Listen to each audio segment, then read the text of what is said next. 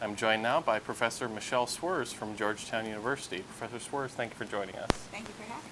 So your research is extensively in women in politics, and we very well could have our first female president. So what does that mean to women given that the 19th Amendment was ratified just 96 years ago?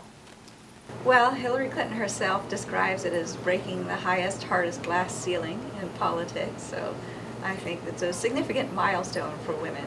If you look down ballot, though, the situation is really pretty static.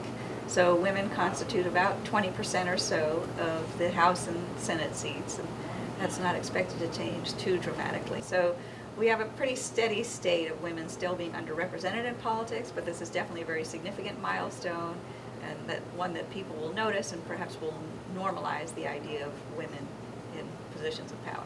Let's talk about the race a little more broadly. Both of these candidates, between Donald Trump and Hillary Clinton, are disliked very, very much. Donald Trump is the most disliked candidate to ever run for president. Hillary Clinton, second most disliked. Why is that?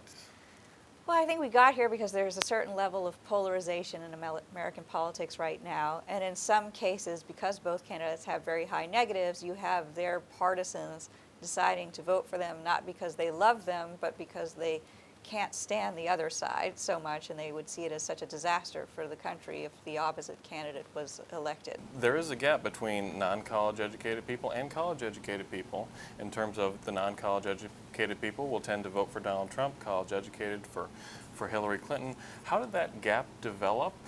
Is this something new, and should we expect to see this along those party lines in future elections? So the size of the gap for this election, I think, is something new. But President Obama started building his coalition of voters less among the working class and more among the college-educated young people and minorities. And these are groups that tend to be growing in American society. So the number of people going to college is growing.